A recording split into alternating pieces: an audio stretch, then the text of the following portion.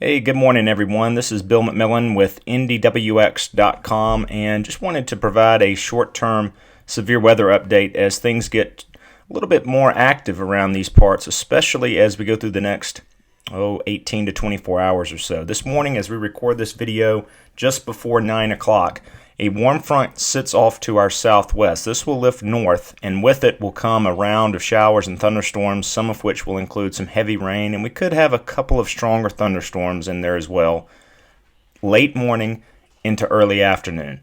There will then be a second, more intense round of thunderstorms that develops ahead of a cold front late tonight and early Friday morning, and it's that round of storms that has us most concerned for the threat of severe weather. The Storm Prediction Center includes a good chunk of the state in at least a slight risk of severe weather, but from Indianapolis and points south and southwest, that's where we have an enhanced risk of severe weather.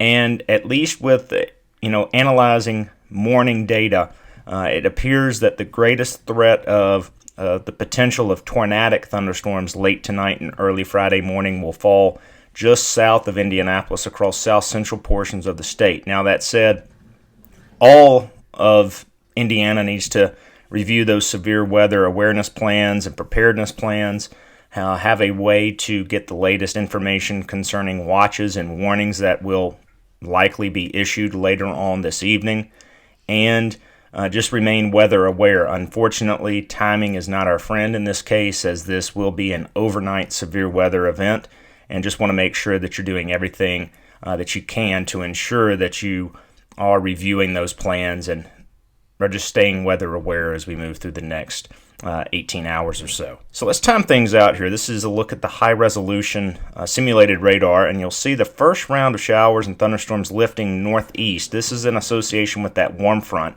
late morning into the early afternoon hours, and again, some locally heavy rain likely with that round before it moves out of here as we go into the evening. Things will quieten down a bit this evening, and then unfortunately as we go towards midnight and into the overnight period itself, 2, 3, 4 o'clock in the morning, that's when additional thunderstorms will begin to erupt, and some of these will become severe.